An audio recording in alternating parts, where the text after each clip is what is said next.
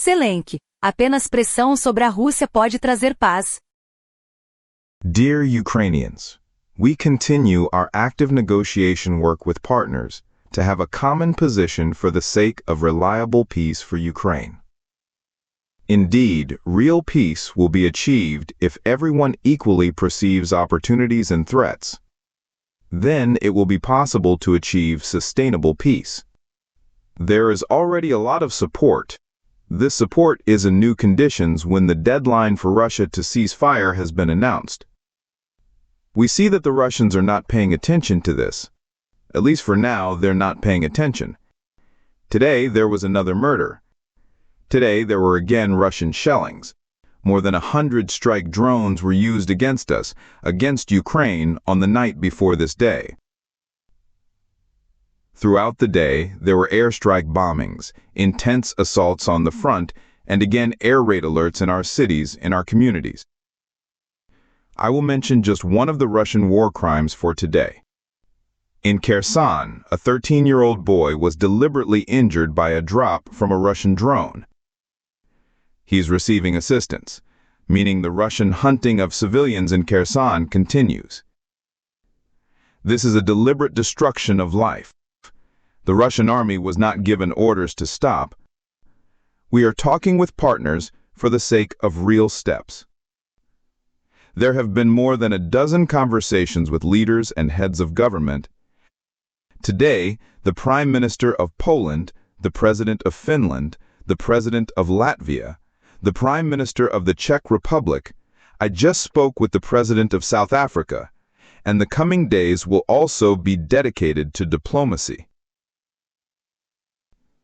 Security advisors spoke yesterday, and today they continue their work.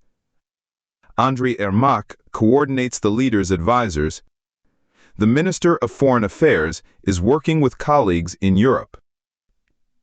We are in constant communication with the American side, and on our part, our partners are talking to the United States of America.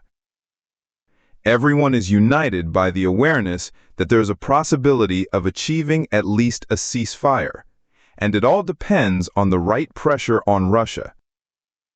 It is there that the decision must be made that this war, which they started, they must also end. Russia does not take into account the loss of life. They block all information about their losses, but they cannot block objective reality. What the Russian economy is experiencing, how Russian enterprises are shutting down, how Russian logistics are suffering losses. Sanctions can work exactly as we need them to. I want to thank everyone in the world today who is helping us to end the war. Today, I also agreed on several of our new sanction packages. Packages for Ukraine, and appropriate decisions will be made soon. I held a special meeting with officials and the office team regarding our work in the European direction with partners in the European Union and European countries outside the EU. Several fundamental things. I would like to thank the Prime Minister of Poland. I thank the Prime Minister of the Czech Republic, Fiala. I thank Latvia and all the Baltic states, the countries of Northern Europe. I thank everyone in Europe who supports the necessity for the European Union to be strong, to be honest about its commitments. We need to strengthen our joint defense work. Every joint European defense initiative must work at 100%. Everything that helps with common security, common economic growth, and common interests, everything common must work. In particular, integration must work. All processes that make Europe more united. We in Ukraine have done a lot to ensure that, in particular, Moldova is alongside us on the European path.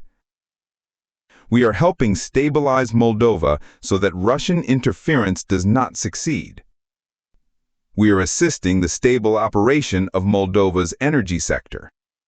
In due time, we insisted that Moldova deserves to receive candidate status. Our position now is also grounded in fairness, in real merits.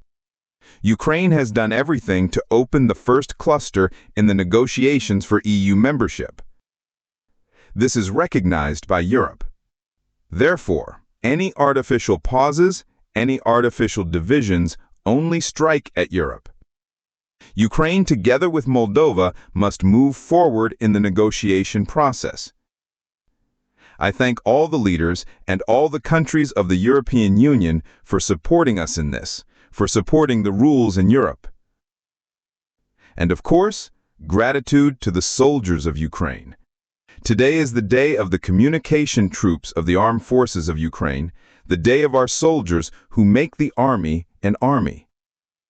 Because without communication, it is simply impossible to act effectively. Thank you to all of you who keep our defense forces connected under any circumstances. We are proud of our people. Thank you to all our friends of Ukraine. Glory to Ukraine.